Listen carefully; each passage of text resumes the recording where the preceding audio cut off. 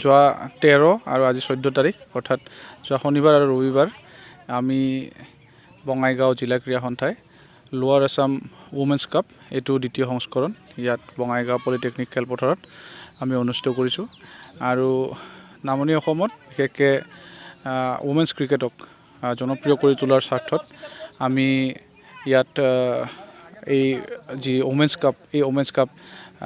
আমি অনুষ্ঠিত কৰিছোঁ ইয়াত এইবাৰ 3খন জিলাৰ পৰা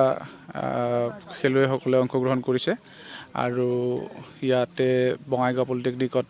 ইয়াত এখন সুন্দৰ আমাৰ খেলপথাৰ আছে সেই খেলপথাৰখনত এই খেলসমূহ অনুষ্ঠিত হৈ আছে আৰু অসমৰ প্ৰায় বিভিন্ন প্ৰান্তৰ পৰা খেলুৱৈসকল আহি ইয়াত খেলিছে যদিও 3খন ডিষ্ট্ৰিক্টৰ খেল কিন্তু বিভিন্ন ডিষ্ট্ৰিক্টৰ পৰা খেলুৱৈ আহি পেলাই ইয়াত আমাৰ এই 3খন ডিষ্ট্ৰিক্টৰ হৈ পেলাই খেলি আছে যাতে উমেন্স ক্ৰিকেটক আমি আৰু অধিক জনপ্ৰিয় কৰি তুলিব পাৰোঁ সেই আমাৰ লক্ষ্য আৰু উদ্দেশ্য আৰু বঙাইগাঁও জিলা ক্ৰীড়া সন্থাৰ উদ্যোগত আগন্তুক দিনত আমি এনেধৰণৰ টুৰ্ণামেণ্টসমূহ অৰ্গেনাইজ কৰি থাকিম।